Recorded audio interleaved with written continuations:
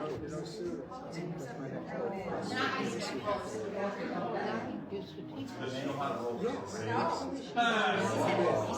good. Safe with you. Good afternoon, everybody, and welcome to the Babcock-Smith House. We're delighted to have you here today for the second part of John Linton's program. Just before I hand it over to him, there will be a program on Matilda Brown, who was a friend of Hugh Barton's family and an impressionistic painter.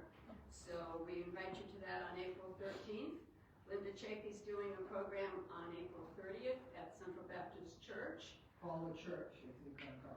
Yeah, call the church if you're going to go. And it's a luncheon for seniors, basically. And as I look around, most of you then on May 24th is our traditional open house. And Hugh is going to do a second program on the 1884 stone. And if you came in, you saw Harry Bjorkland out there getting ready to mount the 1884 stone on Joshua's store. And that's the stone that was in the peak of the stone building that was torn down, the old store that was torn down. We have our 2 cemetery tours on the website for Riverbend. 2 new ones in the summertime, a repeat in April of the one that we did last summer. And we are going to be doing 2 downtown tours. Those dates haven't been established. That's the same tour that we give basically every year of the downtown Granite. So this is a busy place. Busy, busy, busy. So John, it's all yours.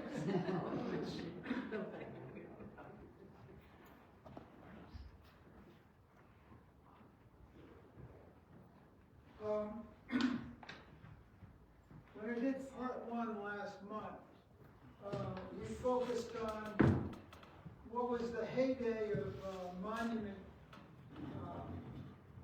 setting in Gettysburg. And it started in 1869 with the dedication of the New England Granite Works National Monument in the National Cemetery in Gettysburg. And we ended with the 1904 order for the Lincoln Gettysburg Address Monument that the Smith Granite Company cut from New England Granite Works granite. And it was ordered by the famous or well-known Smith Granite agent, W.B. or William B. Van Ombridge, who had already by 1904 started his own company. Well, that is where we find ourselves with this photograph that our son Todd took of a monument that caused a bit of a stir. By 1904, when the Smith Granite Company got their last major order, which was the Lincoln Gettysburg Address Monument, all of the regiments that fought for the various northern states at the Battle of Gettysburg had already got their monuments in place on the battlefield. So that was why I referred to it as the heyday of monument making. But at that time, the War Department in Washington decided that it was about time that the regular Army regiments that were also involved in the fighting got their monuments. And so they had money appropriated in the War Department for these various monuments that would be needed. And this is a list of the granite companies that they were hoping to get bids from. And if you look at the top, there's New England Granite Company, which is actually the New England Granite Works, James Goodwin Batterson's company out of Hartford, Connecticut. So they were looking for them. They're the ones that did the National Monument. Then if you go further down the list, you'll notice the Smith Granite Company of Westerly, Rhode Island. And then if you go a little further down the list, you arrive at A.L. Kimball and Company of Providence, Rhode Island. A.L. Kimball was a former Smith agent. He worked in their Providence office. And he had, just like William Van Armridge, he had started his own company. He left Smith as an agent and started his own company. And he used a great deal of Westerly granite in his monument making. And then you see the Gorley Granite Works of Westerly is on their list. Hopefully you get one. And Rhode Island Granite Works of Westerly. Rhode Island Granite Works was a subsidiary company of the New England Granite Works of Hartford, Connecticut. So this is really, they're talking about the same company twice. And finally, right here you see the Van Armridge Granite Company of Boston, Massachusetts. That's William Van Armridge, who had already left Smith as an agent to start his own granite company. And he too often used Westerly granite in his monuments. However, this monument that his company gets the contract for from the government, the War Department, isn't going to be Westerly granite. He's actually going to use North Carolina granite for this one. Maybe they offered him a better price. I don't know.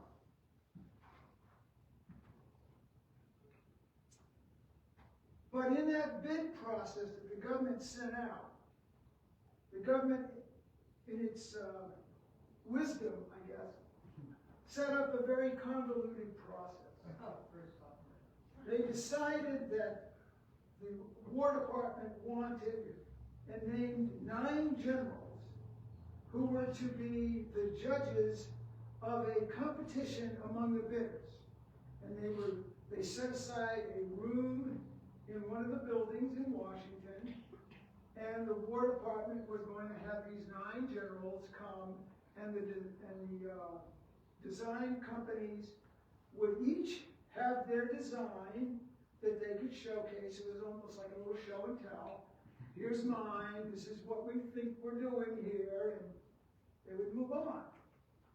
Well, one of those sculptors, designers, was a young man out of New York, John Dufay. And his bid did not win, which caused him to write a scathing 12-page criticism of the entire process that was undertaken. And what he said was that it was rigged. And he said it was rigged because the day that they had set aside for all the bids, these companies to show their bid, in this room, William Van Armridge didn't have his in this room. William Van Armridge had a room above them in the next floor where he put 30 or more of his designs. And they all had their, according to the rules, their one design. And then he goes on to say that only 5 of the 9 generals bothered to show up, which was barely a quorum.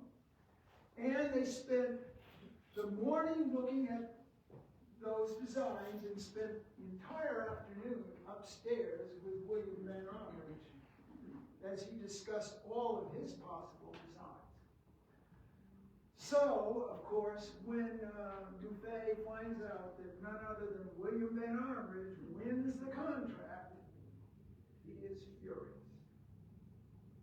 And this page, of one of the 12 pages of his complaint, he takes to task William Van Armridge, which he says is a man who has nothing to do, no learning in design and architecture and sculpting, and how this man could be trusted to make such a decision, we don't know.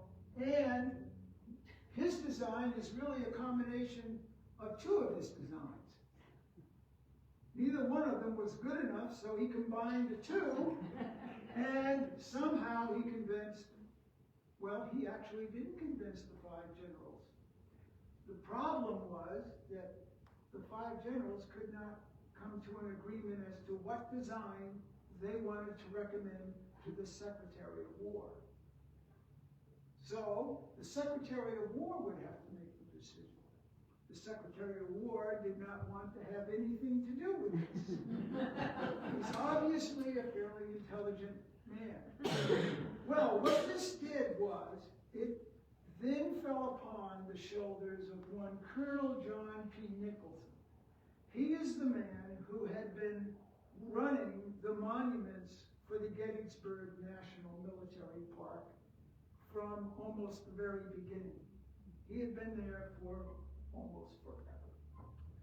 And of course, as he put in his diatribe, he said that Colonel John P. Nicholson had a very close personal relationship with William Van Omden, who he'd been working with, where he'd been the Smith of his own company. So he, of course, also takes the Smith Granite Company to task because he knew that Van Omridge was so closely connected to that company.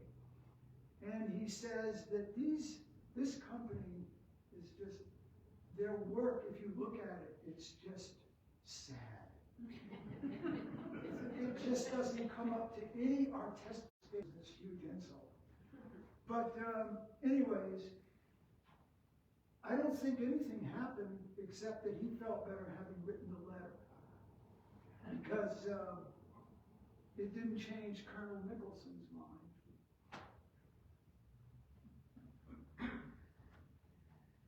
But Dufay was not alone. At the turn of the century, there was this real push it was referred to as advancing artistic standards in public monuments. And this cartoon was in one of the trade journals for the granite industry at that time. And of course, the title is Swan Song of Some Dead Types of Monuments. And you have the modern manufacturer, the discriminating buyer, the progressive dealer, the art-loving public, which is probably not a very large part of the public, cemetery superintendents, and they're all saying, that's right, give them the hook. Because they're tired of these outdated, old-fashioned looking monuments. And if you look front and center, is the Parade Rest Civil War Soldier Monument that they're so upset about. But this new wave of young bucks who want to do something very different and far more important and artistic didn't take into account, in my opinion anyways, 3 things that you have to remember. Number one is no company is going to make a lavish monument when all they're going to get paid is $500 or $1,000. And so you have to understand that Gettysburg monuments, the cheapest one I think Smith did was for $480. And the most expensive was over $6,000. So that had a lot to do with the artistic merit of monuments that, as somebody a generation removed looking at that stuff going, oh. You have to understand, a lot of it was dependent on how much money was going to be able to be paid. Second, you also have to understand they're not making the monuments for the art-loving public. They're making the monuments for the veterans of that regiment. And they have certain expectations about what they want. And there also, the third thing that you have to understand is that the state also had a commission because they were putting up the money for these monuments. And so you had to make the veterans of the regiment happy, you had to make the state committee that was going to spend the money happy, and you had to deal with the amount of money that was going to be spent. What could you do with that money?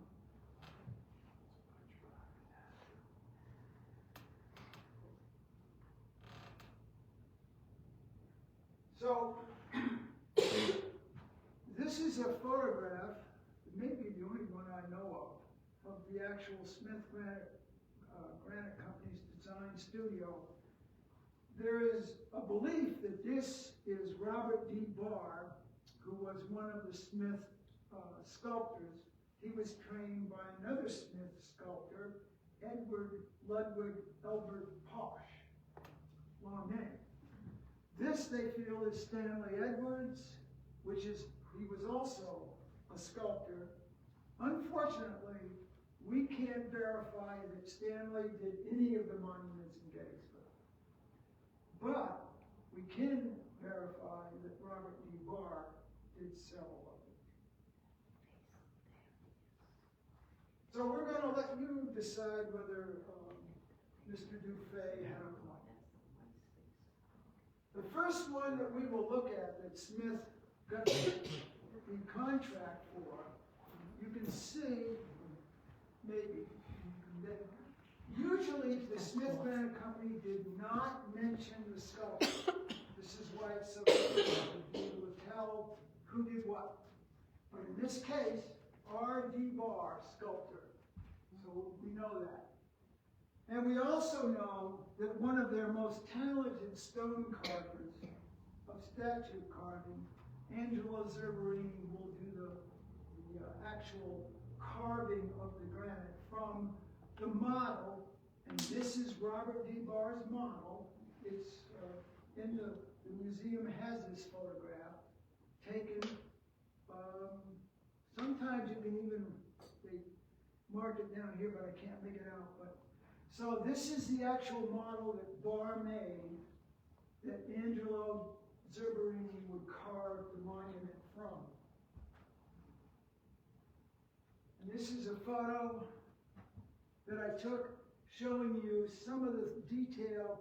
And oddly enough, that a lot of these contracts, for some reason, the Smith Granite Company had to use Gettysburg granite for the very bottom base. Why? I don't know. But the rest of it is all Smith blue granite. You can see the difference between Gettysburg granite, Smith granite. And here's a close-up of Angelo Zerberini's work.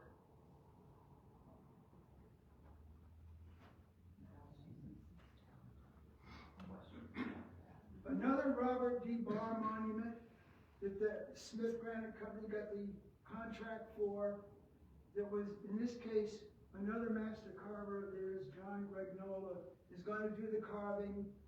This is a William Tipton photo. He was the guy that went around photographing all the monuments and the veterans when they came there for the dedication. And so in this case here, you have the 40th New York there, actually standing across the way in the Devil's Den, looking longingly, I guess, at their monument. That's the way he wanted to shoot them.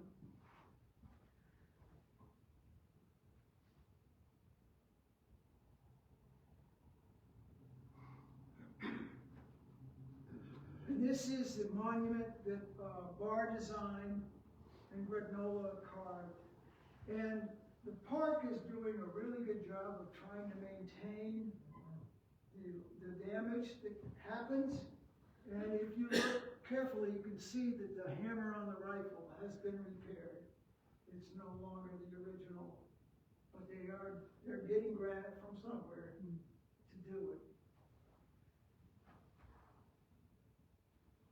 This is another picture that Todd took of the other side, where you can see this is all one piece of granite. And the way they carve it is so that these actually look like the built-up boulders that they would And use the for other is protection. bas relief? The statue is bas relief? The Excuse me? statue is part of the monument. Yeah, it's Like all bas one, relief.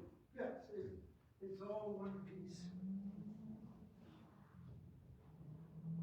Another one is for 2 regiments, and the reason for that is that there wasn't a single regiment from the Union Army in the battle that was at full strength.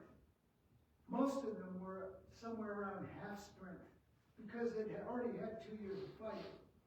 And so these 2 were at so low strength that they were actually combined and fought as one unit. That's why you see that there's 2 of them mentioned.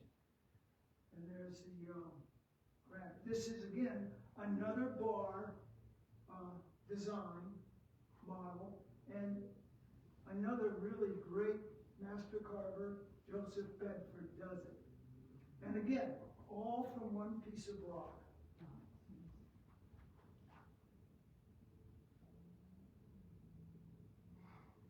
And again, this is one of Todd's photos, because there I am with Sue and Al. But you can see the work that was entailed in the other side of the monument. And you get a close-up here of really some great carving.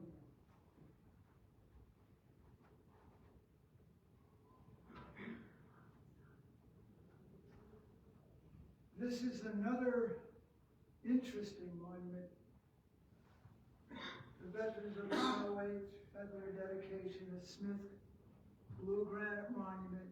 Robert D. Barr is going to be the sculptor. And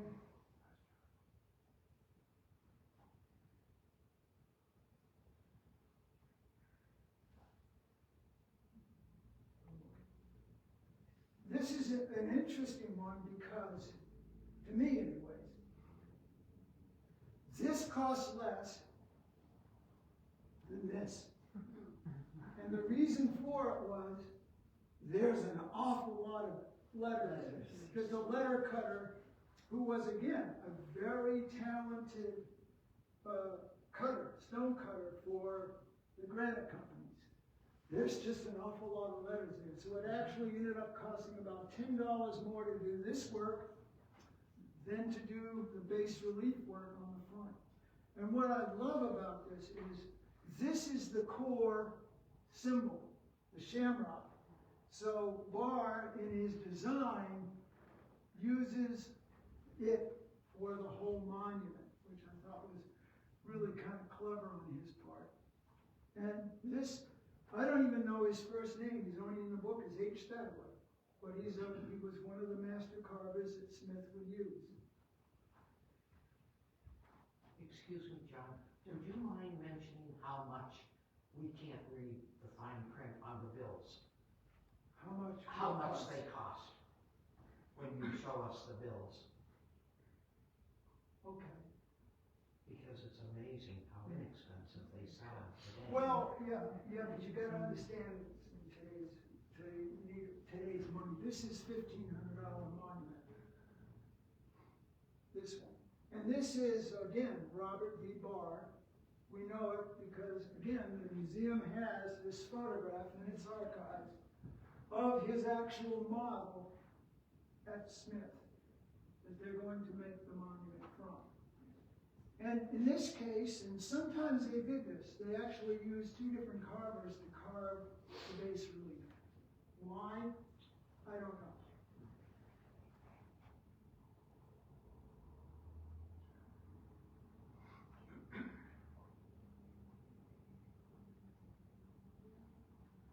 And these are a couple of other photos of it.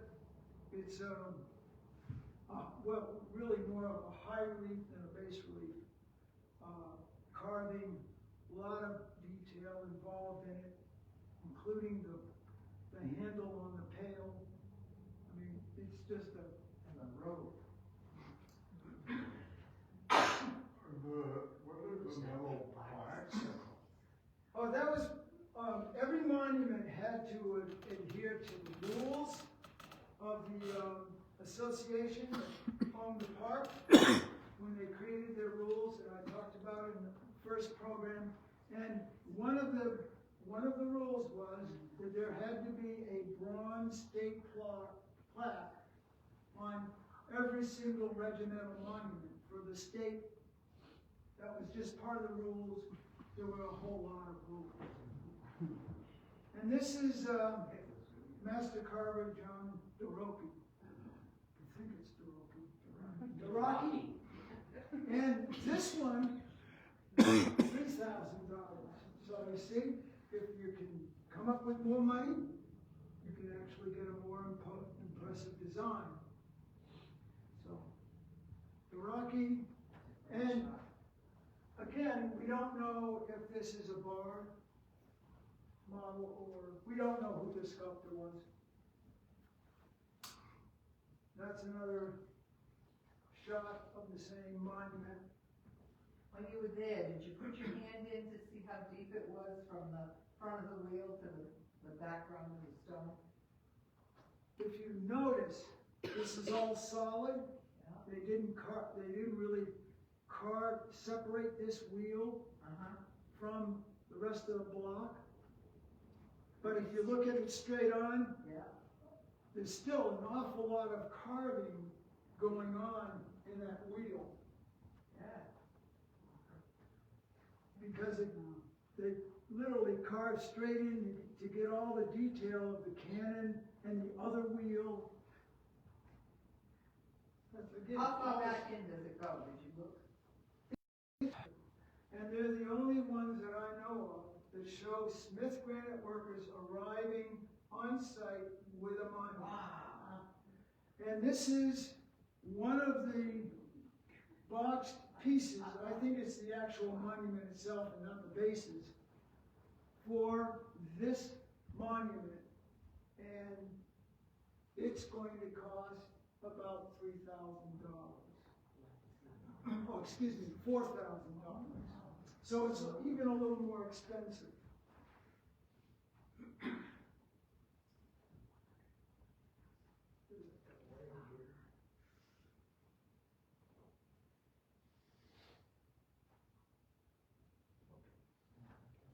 This is from a different angle, essentially the same monument they're bringing in. You can see how heavy the truck or whatever they're using it is for the box. You can see it here. You can't really see, but that would be the Rogers farm, and that'll be important for this monument. That farm is long gone. It was torn down about 1886, when this is roughly around the time this is going to be dedicated. And this is the final photograph he was able to send me. And they're all the workers. They've just finished the monument. They're about to dismantle the A-frame and all of it. They have to take all of this away. They have to clean it up. But there they are. And we know, the park knows that at least the foreman was the actual Smith employee. They don't know if these other workers were just locals hired because there were quarries in Gettysburg or not. But they do know that the foreman was the actual Smith worker who came with the stuff, the monument.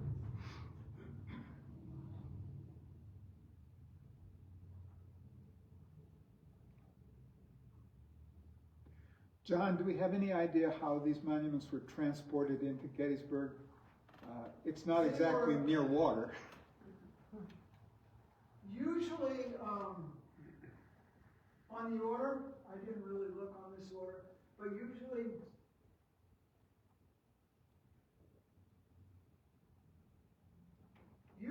on the order, it will say whether it's shipped by rail or boat. It was one or the other. Probably in most of the Gettysburg monument, I would assume it's going to be by rail, because I just don't see why they'd want to. They probably have to ship it to Philadelphia or New York.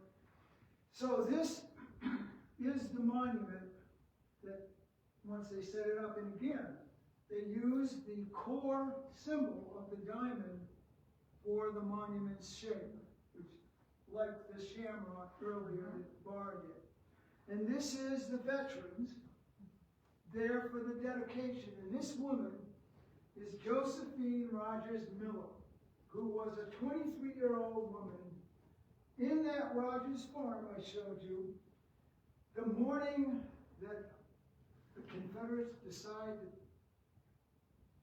drop by. And the first Massachusetts was there. So, of course, the fighting ensued. Well, her two relatives, the husband and wife that actually owned the farm, they say, "We're leaving." Smart. Out the door they go. "Are you coming?" She says, "I'm baking bread. As soon as I'm done, I'll leave." This is supposed to, everything I've read, that's an honest story. So Josephine is baking bread. She's not able to leave. By the time the fighting is over, there are 17 dead soldiers inside her farmhouse. They weren't dead when they got in. They were wounded, but they died. The farmhouse has been hit by at least 2, possibly 3 artillery shells, and literally dozens upon dozens of bullet holes. She is untouched. She spends all that day and the next day tending to wounded because, as I said earlier, Gettysburg's 2,500 residents were left with over 7,000 dead and 26,000 wounded to deal with. And the army's just up and left. So she continued to tend to the wounded. And most of them were members of the 1st Massachusetts. So when the dedication came, she had moved to Ohio. They paid for her entire family to come out for the dedication because they said she's the only person who was ever made an honorary member of this corps, never mind the regiment, and a woman to boot. So they paid for her to come out because she was so important. As many of them said, "We wouldn't be here without you."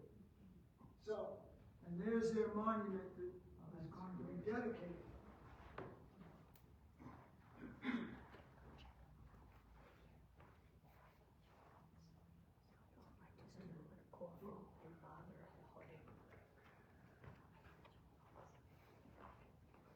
There's another photograph they took because they took the stove from the farmhouse. The farmhouse was being dismantled because it was just in such bad state. They took the stove out, set it on the back of this monument, and had her stand there with a loaf of bread, and they took her picture. And then, later on, although I could not find a picture of it, they also gathered around her for a group picture with the stove.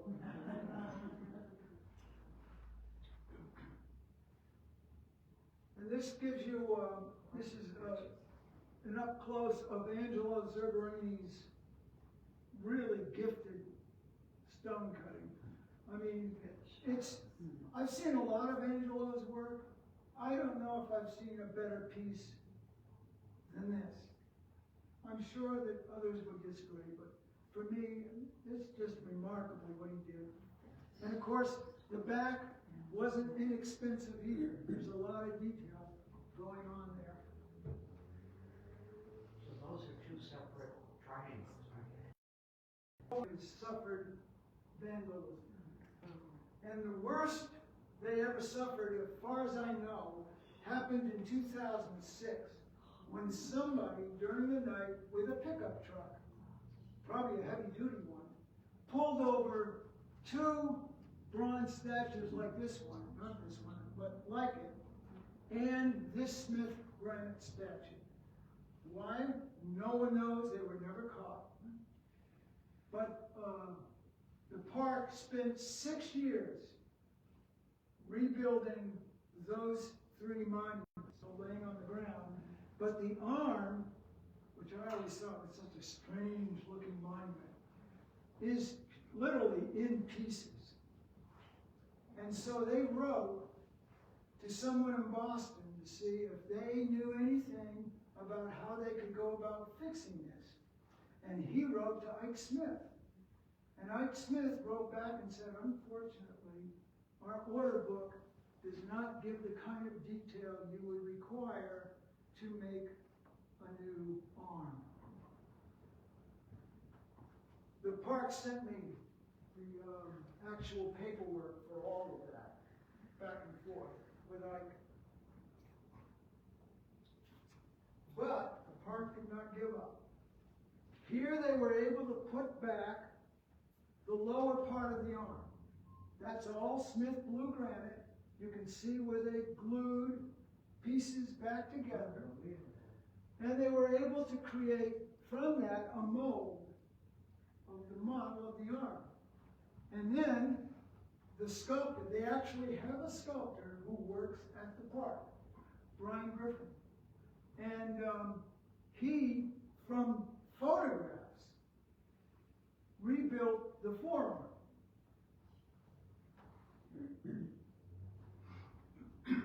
And then here you see him in his shop.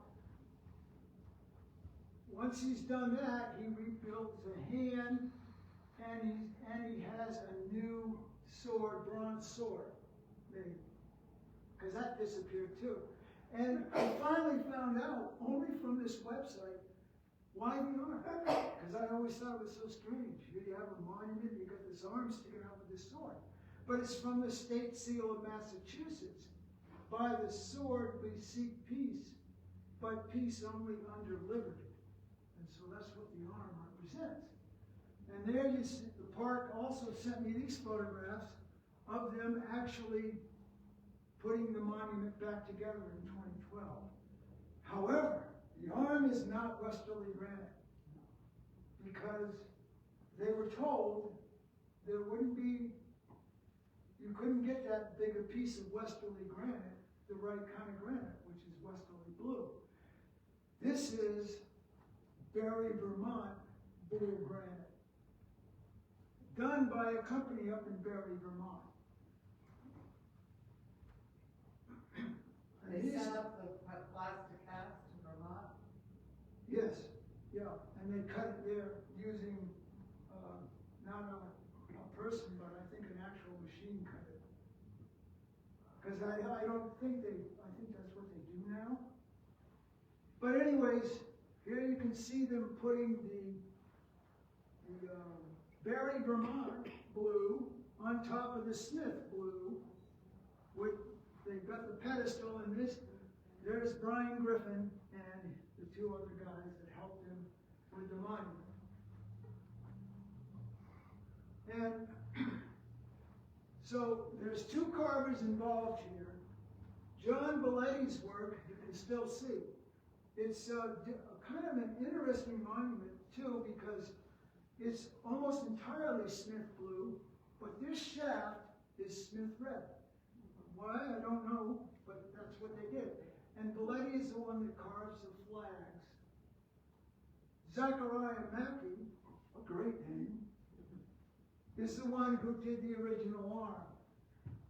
But that's no longer his arm, unfortunately. If you look closely, you'll see the pedestal had to be fixed, it had damage. So again, there's your Barry blue and your Smith blue. They made that blue repair, and then of course that arm. Another monument, beautiful monument, Angelo Zerberini again, also received some damage. I've not read that it was vandalism. I mean, there are other ways monuments could be damaged. And so the park sent me this correspondence. This is Charles Ledward, well-known stonecutter for Smith granite, had been employed for years and years, and he's writing to them about one part of the repair. And he's saying, This is going to be very delicate work. You cannot be in a hurry. You're going to be very slow drilling your holes. It's not going to be easy.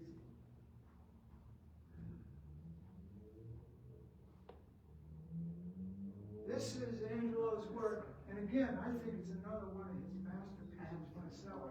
It's a high relief. If you can see here, all of this was cut from a single granite, so he had to cut out the legs, the trooper's boot and stirrup, all of that gets cut away from the block of granite.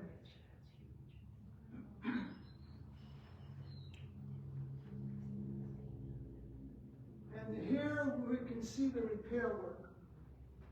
They had to fix again one of the hammers, part of the hammer broke. The barrel, you can even tell that this is not the same granite, but the barrel of the rifle had to be replaced. But this is what Ledyard said was going to be the real tough job. This part of the bridle of the horse was broken off. And you can see where the Smith employees, when they came, they had to cut it in. This is their new piece, and it's fixed here and here. So this is that narrow little piece. And again, great work by Zerberini, because he had cut all of this out. Right?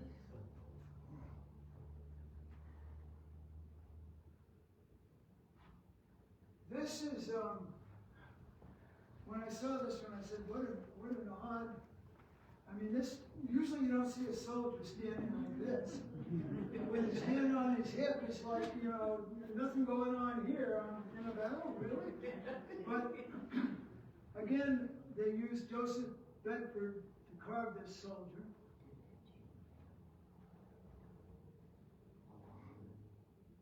And this one is, again, this case, it's Master Carver Louis Olgiati, I think is how you pronounce the name. And again, it's wonderful, but we don't know who the sculptor was.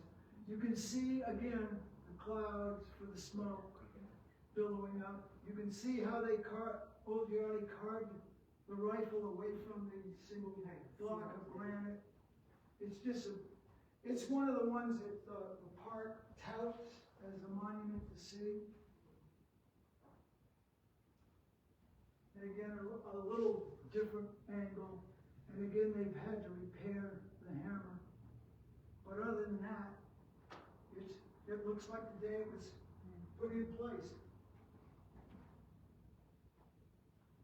And this is an interesting one too, the 143rd, because the carving that they wanted was not just your stock.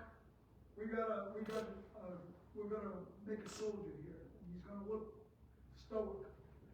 This was an actual member of the veterans regiment. He was killed moments after this depiction of him. Color Sergeant Ben Crippen. The Master Carver is my favorite name for a carver in all the Smith's company. Fortunato Zambrano.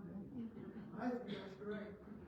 But there are all the veterans at the dedication. And so they sent a photograph of Crippen, and from this, the sculptor, whoever it was, had to create a model that looked like Sergeant Crippen. And he had to be shaking his fist at the oncoming Confederates, because when they're forced to retreat, he's not interested. He's like busy shaking his fist, because he doesn't carry a gun. He's the color bearer. And so shortly thereafter, he is shot dead. But he's immortalized in granite.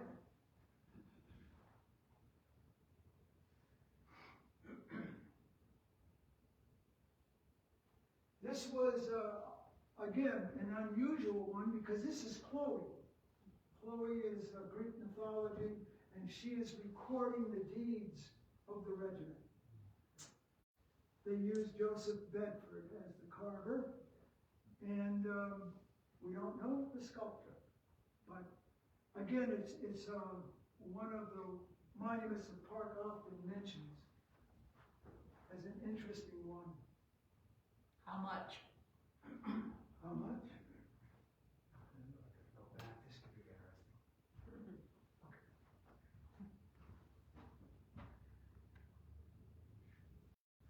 Not all of the sculpting was grand.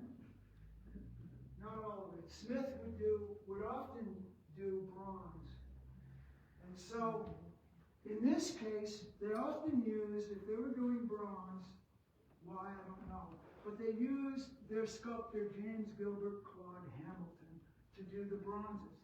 And this is a classic Smith obelisk because, in this case, you can see Smith is using Smith blue, polished, and then every other level is Smith red in what is known as rock face or rough cut. And this is just a thing they did. And it's quite tall. I think it's like 60 feet. And somebody's going to ask me, and I don't know what it costs because I can't even see a price. But I think I read somewhere where it was $6,000.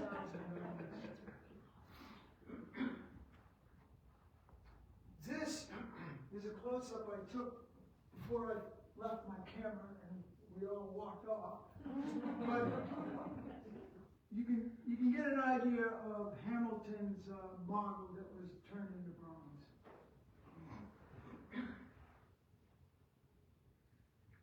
This is another Hamilton sculpture on a Smith basic sarcophagus design monument. They made hundreds of these.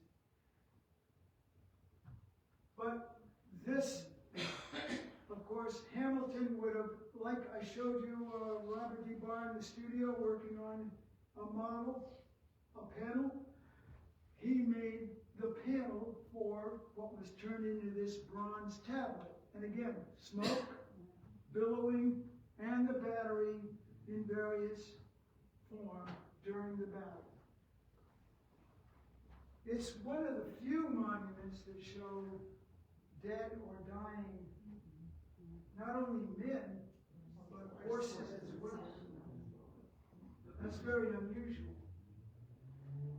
Another one, in this case, we're dealing with Edward Ludwig Elwert Posh, who is probably the best known of all the Smith sculptors.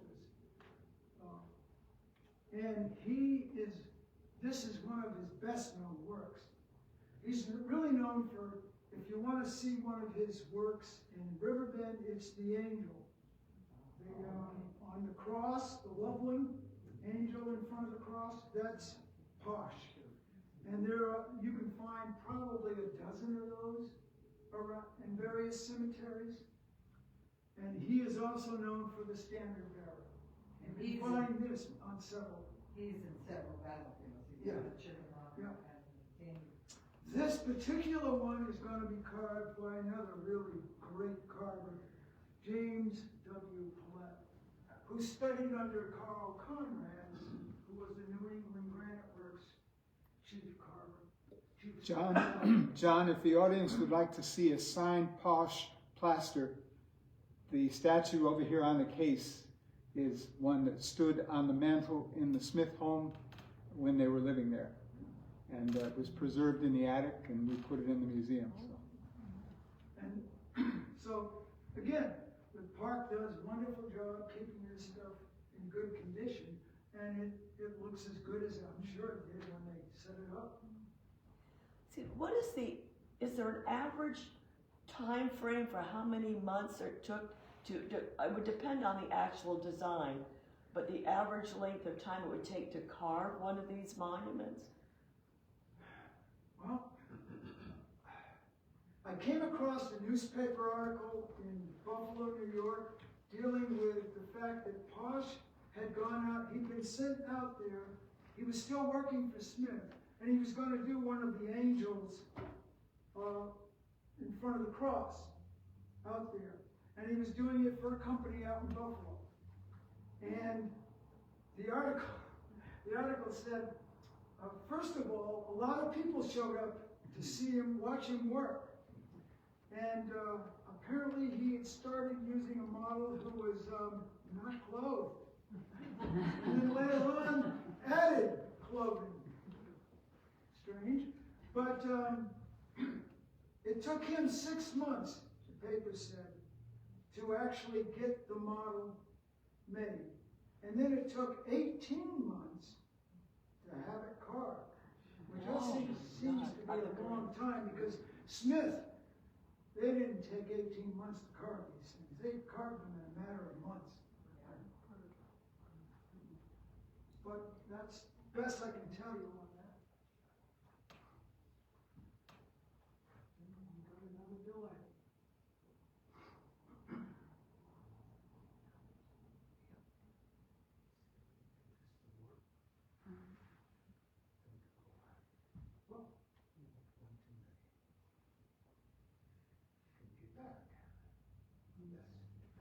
This is the last major monument that Smith got an order for, and again, it was going to be bronze with a Smith pink or red granite boulder, literally a boulder they took out. And you can literally see in this photograph, it says SG Company, Smith Granite Company, E. Posh Sculptor. So it's Posh's sculptor. And again, like Crippen with the shaking fist, this sculpture had to be an actual private in the regiment. And he was one Samuel W. Pennypacker. And Van Armridge, who was the agent at Smith that got the contract, sent him this photo. He sent Pennypacker the photo. And on the back, Pennypacker wrote, "While this statue at Gettysburg is in no sense a portrait, the artist endeavored to represent his idea of what was my own personal appearance when about 19 years of age."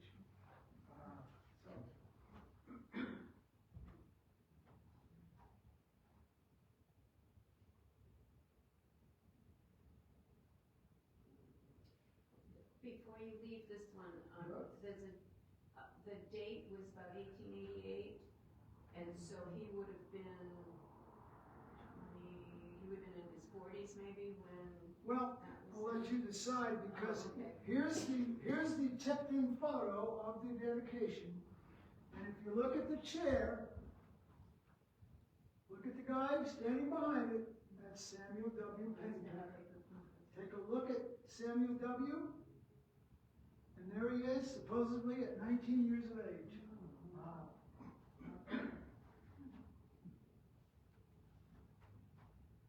And this is a photo taken about 10 years later, when he is governor of Pennsylvania, which explains why, I think, the fact that he was a well-known politician probably is why Van Armridge decided to send him that photograph.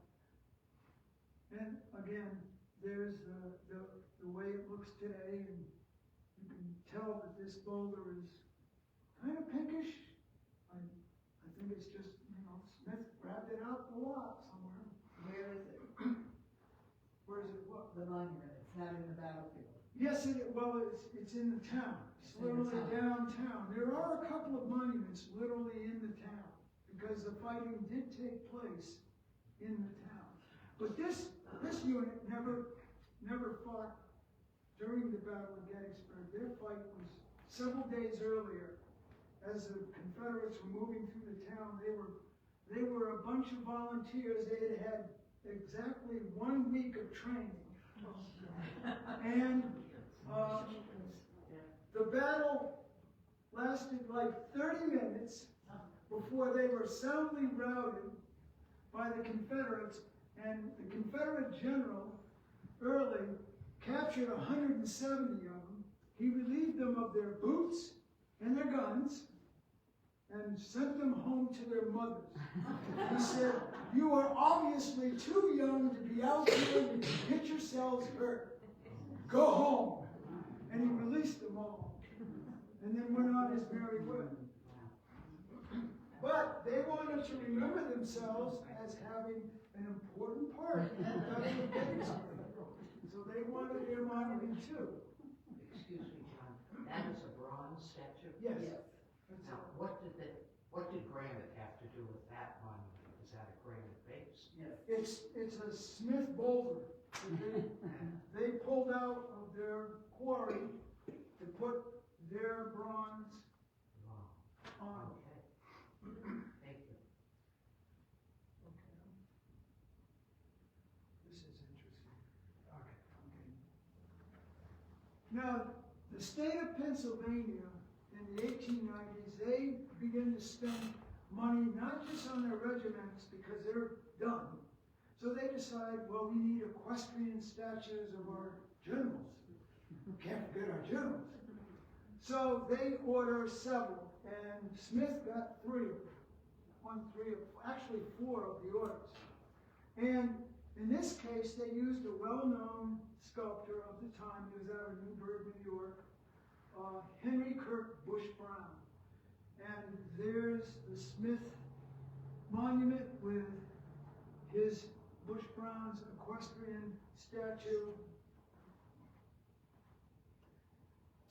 And a couple of photos I took. And Bush Brown would tell people later on in his life that he considered this particular bronze his masterwork, his masterpiece. He said, in his opinion, he never did anything as good as this bronze statue. Another one that they got the order for is for that was General Reynolds. This is General Meade. And the Meade was going to be a statue that was placed on Cemetery Ridge staring out at the Confederates where they came from Pickett's charge. And so that's how they set that up. And Smith got the contract. Again, Van Armridge is the one doing the deal. Interesting little fact, Van Armridge, with his own company, later will get the contract to do the Robert E. Lee monument across the way that's staring back. So Van Armridge is involved in both of them. Oh, not Westerly Grand, however, more North Carolina Grand. Excuse me again, John, are you familiar with if the horse is rearing in the memorial, that means The he part- died in battle? What The is part tells me that all this talk about if there's 2 hooves up, that means dead, 1 means wounded, 4 means nothing. They say that's all baloney.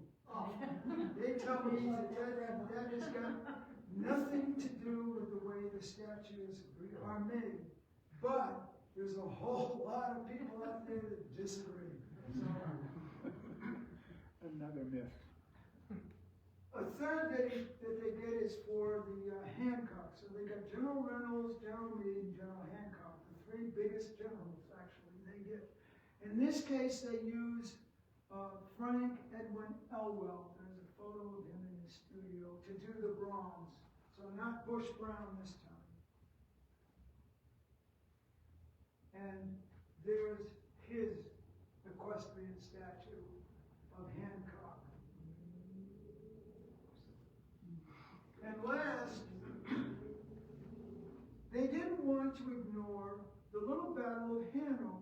Hanover is a small Pennsylvania town just east of Gettysburg. And the day before the fighting starts at Gettysburg, there was a cavalry battle in Hanover between the Confederates and the Union cavalry. And so they wanted another equestrian statue placed in literally the center of downtown Hanover.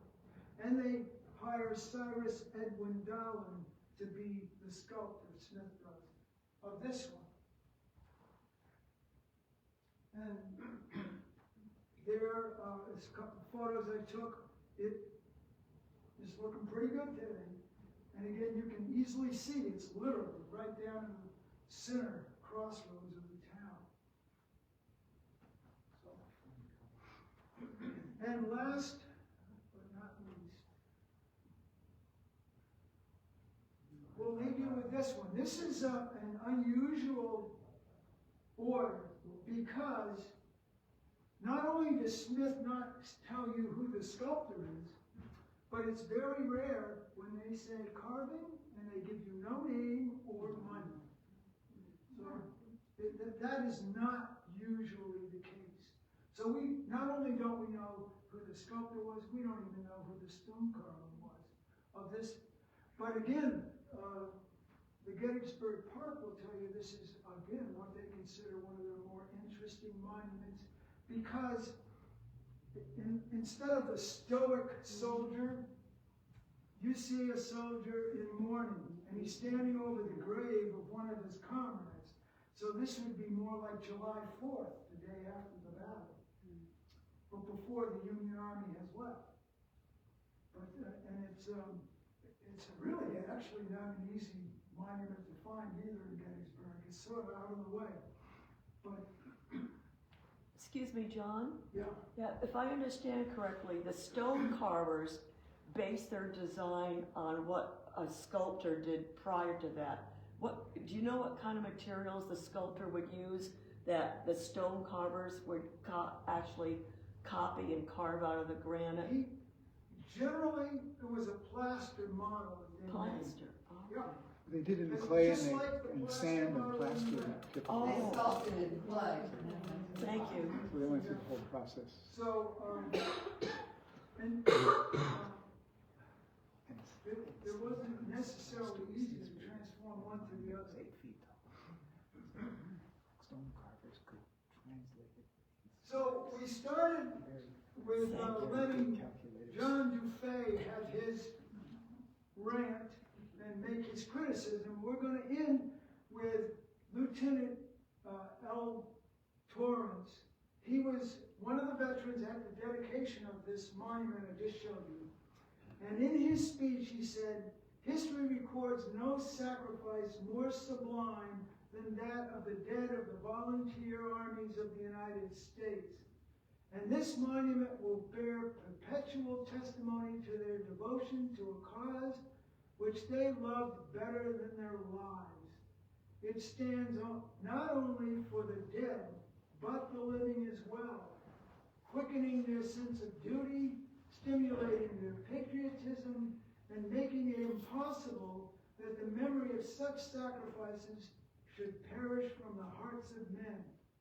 It will stand long after we have passed away to speak of with a persuasive voice to generations yet unborn, educating them in all that pertains to the safety, prosperity, and perpetuity of our country, and inspiring them with an exalted patriotism and an unflinching courage in the defense of her institutions." So we'll let him have the last word.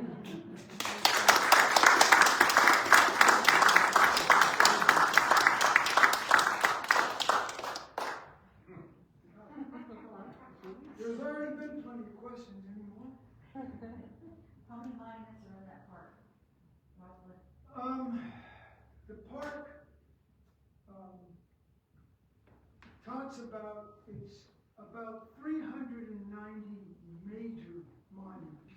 These are regimental primary monuments that Smith made about 80 of those 390 monuments. And the various monuments to generals, usually bronze, equestrian, or just the general himself. But there are thousands of very small monuments. Sometimes the regiment said, "Oh, we really were over here doing something really important." So the park allowed them to have this small monument there. And so there's literally thousands of monuments, and several of which have been moved. So you'll be walking around, you'll look down, and there's this granite base just there. You go, "Oh, what's the story there?" And it's the fact that the park's roads have changed, and so when they changed the roads, they sometimes felt they had to move the monument because the rules say the monument has to be in the line of battle, and it has to be, there's all So, there's that. So Smith does about 80. New England Granite Works does 3 that we know. But Smith also does, probably 20 or 30 of these little monuments, these much smaller ones. They got, towards the end, they got these orders for like 19 of these monuments. And you have no idea what's actually going to go on them or what they're for. So, but there's thousands, a couple of thousand monuments in Gettysburg, if you actually wanted to look at them all. Including, there's even a mural that somebody painted on a building. It's a scene of the battle. It's actually considered one of the monuments. They're in the process right now, restoring it. So, Are there any separate monuments? well, at the time that they finally allowed Confederates to come, the great grand reunion, the 25th, they had allowed 2 Confederate monuments. And then, by the time that the regiments are done, and sort of that's all gone by the early 1900s, they decide, well, I guess it's okay. They can, but I mean, the Confederates really have been shortchanged because you don't see the regimental monuments. You see like a North Carolina monument and a Georgia monument. And you have a couple of generals. There's Robert E. Lee. There's a Longstreet bronze, General Longstreet, but there's not a whole lot of Confederate monuments because it was so much later when they sort of say, yeah, well, it's okay. Tell them what your father called the monuments. My father was born and raised in Kinston, North Carolina. My mother was born in Berwick, Maine, and raised in Lawrence, Massachusetts. And so when my father brought my mother home for the family to meet her, one of the members of the family said, well, John Harvey, if you had to marry a Yankee, at least you married a Purdy one. And that was like the only comment that she ever wanted me to know about. But needless to say, my mother did not go back south times. But anyways, when we would travel New England with my father as kids, we would come across these Civil War monuments in the towns, like the one in Mystic and my father would always say, there's another monument to Confederate marksmanship. And my mother would not say a word. So yes. You got pictures from the park. Your pictures were great but you got some from the park. Did you get some from Library of Congress? Yes. A couple of those equestrian ones are Library of Congress. You do a great job collecting these things. Really good. Yes. Well, it's right now I'm trying to get a couple of places to send me what they have on Frank Foster Tingley, who was really, I think, the first important Smith designer. They hired him in like 1874, 75, and he worked for them until 1883. And then again, he starts his own Providence company and continues to use Westerly granite. And we have virtually nothing on Frank, but there's a couple of places that have quite a bit, so I'm hoping they get back to me on that. That could take a lot of ifs. A lot of ifs there. So, John, those large bronze equestrians, that bronze was cast at the Smith Granite Company? No. No. Smith, They contracted for it, and Smith would always contract these, the Gettysburg's one. I think every one of them was done by Bureau Brothers out of Philadelphia. so So they would, Yeah, John, where was the big carving shed? You had a lovely picture of it at the beginning. if I understand, the studio was literally over, it's at the strip mall, yeah. Yes. I think the little stone wall that you can see on the street, which is all that's left of the Smith complex, I believe, right? I think the shed was like right there. Kelly's The gone, studio. you know, Butler Kelly. Yes. We do have maps of where the